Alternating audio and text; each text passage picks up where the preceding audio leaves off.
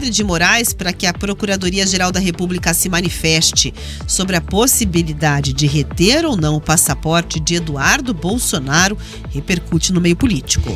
E ainda Luiz Roberto Barroso nega pedidos da defesa do ex-presidente Jair Bolsonaro para que Zanin e Dino fossem impedidos de julgá-lo na primeira turma. Tudo isso e muito mais a partir de agora. É análise, é bastidor, é a verdade. RIC Notícias Opinião, na Jovem Pan News. 4h05, a gente abre essa hora do jornal te contando que teve aumento, reajuste na verba, no dinheiro que os senadores torram aí, porque tem direito, né? É legal, em relação à chamada cota para exercício da atividade parlamentar. Esse nome todo pomposo aí nada mais é do que dinheiro que eles têm direito para custear viagens e, por exemplo, propaganda, né? Esse reajuste saiu na sexta-feira, começou a valer no sábado de carnaval. Olha, casou com a folia. Dia 1º de março. O valor, inclusive, que cada um recebe, só para trazer aqui o detalhe, ele varia conforme as despesas com passagens aéreas. Então, fazem a distância até Brasília, por isso que entre os estados tem diferença. O menor valor é de R$ 36.582 pagos aos senadores do Distrito Federal.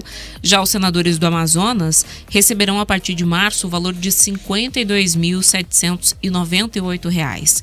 No caso dos senadores do Paraná, o valor mensal que será repassado para o exercício das atividades parlamentares vai ser de R$ 44.665. Além de reajustar a cota para os senadores, Davi Alcolumbre também aumentou em 22% o valor do auxílio alimentação dos servidores da casa e alterou as regras para a jornada de trabalho, autorizando os servidores a tirarem um dia de folga a cada 3 dias trabalhados. Ele autorizou ao Davi Alcolumbre a escala de trabalho 4x3. Lembra que teve uma discussão da escala de trabalho? 6x1. É isso, 6x1, né? Ela começou, mas para os trabalhadores de forma geral no Brasil, isso acabou não sendo resolvido, porque colocaram uma série de dúvidas em relação ao custo do trabalhador, mas no serviço público tá de boa. No serviço público, no Senado em especial, né? Pra gente não fazer nenhuma generalização aqui, já tem data e já está valendo, começou em 1º de março, então é uma licença para cada 3 dias de trabalho e quem não quiser aproveitar pode vender, não fica no prejuízo. Então, olha que maravilha, se o mundo pudesse ser um grande Senado.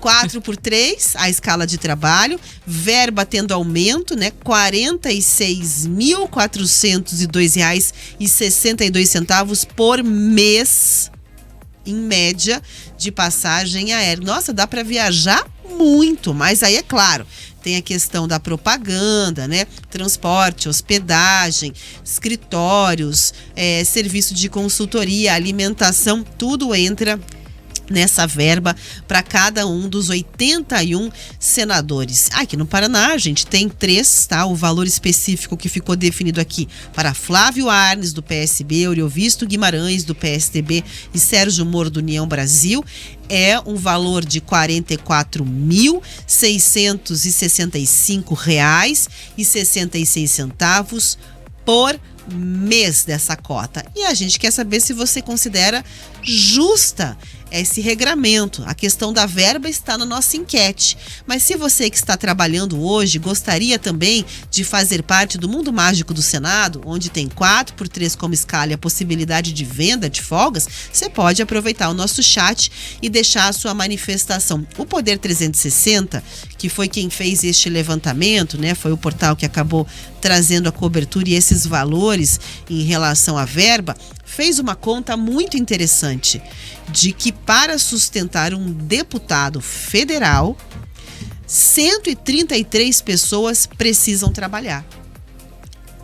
É literalmente isso, Rafa. Eu já morei em Brasília, conheço bem essa realidade. O custo individual que foi orçado ali, né, por eles, pelo Portal 360, de um deputado, é de R$3.283.000 por ano. Para cobrir os custos de um deputado, 133 pessoas têm que trabalhar e doar todo o seu dinheiro para sustentar esse camarada. E quando a gente olha para o Senado, a situação é pior ainda, né, Rafa? Vou usar essa palavra porque eu acho que não tem outra pra gente descrever. Você já entrou num gabinete ou você já viu na internet? Procurei, você que tá na nossa audiência. Como é que é um gabinete de um senador? Só para vocês terem uma ideia. E olha, muitos deles acabam redecorando tudo. A Rafa falou, são 3 senadores aqui no Paraná, 3 para cada estado da federação, inclusive para o Distrito Federal. E a gente percebe que mesmo que haja essa diferenciação, Rafa, a depender do estado, não é muito grande. E se você for pensar que para o próprio Distrito Federal, onde eles supostamente não vão ter gastos com passagens aéreas, esse valor ele ainda chega perto dos R$40 mil, né? Quando a gente fala desse tipo de verba, fora todos esses outros benefícios que chega a esse cálculo aí, que como você disse, não tem outro termo para descrever, é um mundo mágico. Eu até ri aqui no final, porque daí a regra para a jornada de trabalho foi autorizada aí para os servidores a tirar um dia de folga a cada 3 dias trabalhados. Mas é isso, eles já têm uma escala, que a Rafa bem lembrou, 4x3. Sabe como é que a gente chama lá em Brasília? TQQ. Terça, quarta e quinta, que são os dias que eles trabalham realmente presencial. Esses são os dias que você vai encontrar alguém lá, que aquilo não fica completamente vazio com um ou outro servidor apenas circulando, né? E aí você ainda tem uma alteração, um benefício ainda maior. E são essas pessoas que têm esse benefício, esse mundo mágico aqui no Brasil, do TQQ, da escala 4x3, e que vai ter mais uma folga agora na semana, porque imagina, deve estar muito difícil trabalhar só 3 dias por semana, que está dizendo que a escala 5x2 vai quebrar o comércio e as empresas. E é claro, Rafa, que existem argumentos válidos que defendem que não seja feita uma mudança. Mas você inviabilizar a discussão sobre esse assunto quando você tem essa escala de trabalho é no mínimo incoerente. É por isso que há tanta reação da sociedade, e que sim, as pessoas cobram que haja uma discussão aprofundada. O projeto está tramitando. É um mundo mágico. E a gente está falando aqui, todos esses números que a Rafa trouxe, todas essas contas, de questões legais. Isso tudo é legal. Mas, será que é moral? É a pergunta. 22% de reajuste. Quanto é que você teve de reajuste? Não, auxílio Quem alimentação. É que tem vale alimentação? Vamos começar por aí, né, Rafa? Valor R$ 1.784,42. Arredondando para baixo, né? Vamos dar uma canja aqui, tirar os centavos. R$ 1.784 de auxílio mais de alimentação. um salário mínimo. Aí você tem um reajuste de 22%. Lá na Câmara Federal, a gente tem bem no terraço lá, uma vista linda, um ambiente bem bom. Um restaurante que é do Sesc, por exemplo, que o valor é bem acessível, não é caro, não é um absurdo. Tem também lugares chiques, Brasília tem um custo de vida muito elevado, justamente porque a renda per capita, né, ela é muito acima da média, justamente porque os políticos, os funcionários públicos têm um salário que é acima da média brasileira. Mas também tem lugares acessíveis, como esse restaurante que eu estou citando aqui. Será que precisa de 22% de reajuste no vale alimentação, que já é mais do que um salário mínimo? Não, será que um senador precisa de um vale alimentação, né? Com salário nesse caso que a gente tem. está falando dos servidores, né? Mas também eles têm auxílio terno, por exemplo. Será que eles precisam? Ó, aqui, por exemplo, há um levantamento feito no caso dos deputados, que a gente está falando aqui como um todo do que esses gastos representam, né? Então, segundo o Poder 360, os deputados custam R$ 273 mil por mês. Estou arredondando, tem uns quebradilhos ainda ali. O salário é de R$ 46.366, estou arredondando tudo. Verba de gabinete, R$ 125.478. Encargo trabalhista de assessor, fica próximo dos R$ 50 mil. Auxílio moradia, quase R$ 4.253, né? Perto de 5 mil. Cota para atividade parlamentar, R$ 44.987. Reembolso médico e plano de saúde, R$ 1.025,48. Aí tem o apartamento funcional também, que alguns políticos usam, sabe-se Deus pra quê. Alguns até divulgam, né, Rafa? Pra que usam, e é bem decente aí a finalidade, né? Que são apartamentos gigantescos no plano piloto em Brasília, que é uma região extremamente valorizada. Muitos deles redecoram esses apartamentos para ficar pouquíssimos dias, porque eles vão gastar parte dessa verba, boa parte dessa verba que a gente está perguntando para vocês se deveria ou não ser reajustada, se é um valor justo ou não, para ficar boa parte desse tempo, já que eles não precisam trabalhar presencial a maior parte da semana nas suas bases eleitorais. Então esse apartamento fica lá fechado, é usado eventualmente para os fins que cada um entende ser viável, o bom para si, né? Tudo isso, gente, são regalias que estão muito distantes da realidade da média brasileira. Imagina, a maior parte da população brasileira sequer tem um salário mínimo. A maior parte não, mas uma fatia muito grande, mais de 40% hoje dos brasileiros estão na informalidade. Não tem nem segurança de que vão ter uma renda ali que vai arcar com todos os custos no mês seguinte. Então, a moralidade, Rafa, ela é gritante aqui nesse caso, né? Apesar da gente ter a legalidade. Será mesmo que era necessário 22% de reajuste nesse benefício? Será mesmo que era preciso aumentar esse valor que é pago, mais um dos penduricalhos aí aos salários desses deputados, desses senadores? Será? E aí a gente está falando aqui de Senado, de Câmara, tem enquete para você colocar sua opinião, espaço no chat, inclusive. Mas eu abri aqui o Poder 360 e aí eles colocaram mais uma reportagem que mostra que a justiça no Brasil, ela é a segunda mais cara do planeta Terra e que ela consome 1,3% do PIB, segundo dados do Tesouro Nacional, comparados com informação de 50 países.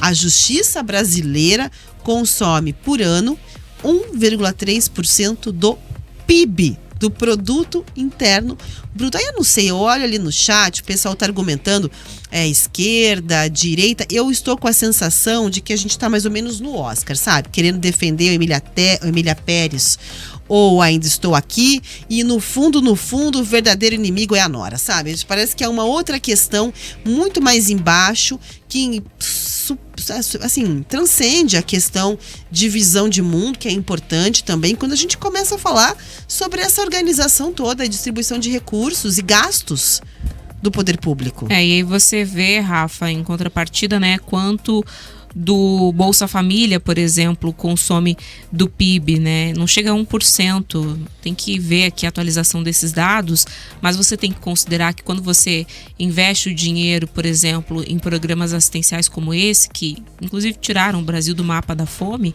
você tem um retorno maior, porque quando uma família ela tem uma renda muito baixa, qualquer dinheiro que cai ali na mão, ele tende a virar um consumo imediato no supermercado, em itens básicos de consumo, então ele retorna rapidamente para a economia e isso gera um retorno maior no PIB, né? Então, tem um cálculo que foi feito pelo IPEA, na época então em que o Bolsa Família representava 0,4% do Produto Interno Bruto, de que cada real gasto com o programa gira R$ 2,40 no consumo das famílias e adiciona R$ 1,78 no Produto Interno Bruto. É isso que a gente fala sobre política pública. Quando ela é assertiva, quando ela realmente faz sentido para a realidade do país, ela agrega riqueza. A gente está falando de um país extremamente desigual, onde você tem uma das justiças mais caras do mundo. E por quê? Porque tem esse monte de penduricalho também. Você acha que um juiz, alguém que recebe um salário exorbitante, já muito acima da média da população brasileira, eu não estou dizendo se isso é justo ou é injusto,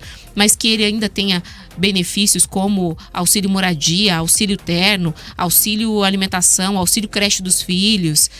Será que precisa? Mas essas pessoas são as pessoas que vão advogar em próprio favor, né? No caso dos políticos que vão votar os próprios reajustes. Davi Alcolumbre acabou de chegar, olha aí o que ele já garantiu de pagamento, né, pelos votos que recebeu a esses senadores. Então é muito difícil você pensar em combater, em vencer essa desigualdade social num país em que essas pessoas que têm esses privilégios são as detentoras da decisão de mantê-los ou não, de aumentá-los ou não.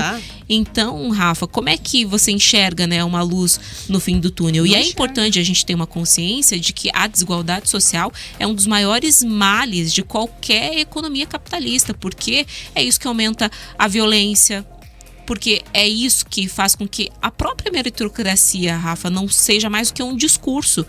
Como é que você vai conseguir alcançar esse cara? Como é que você vai conseguir competir? Muito bem. O silêncio fala muito.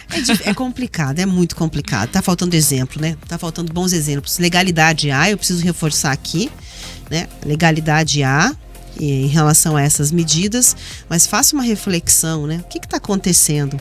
Onde é que a gente perdeu o parâmetro do que é o Brasil, né?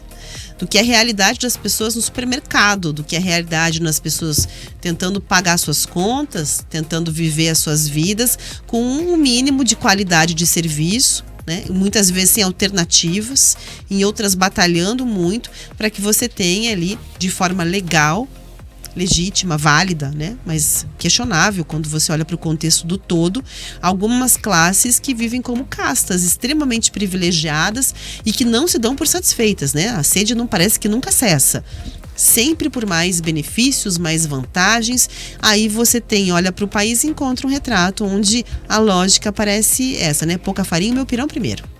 O outro que se dane. O comentário do Anderson ali, o café tá mais caro e daí o importante é que temos um Oscar. Muita gente, né? Muitas pessoas no meio da nossa população não conseguem sequer ficar contentes com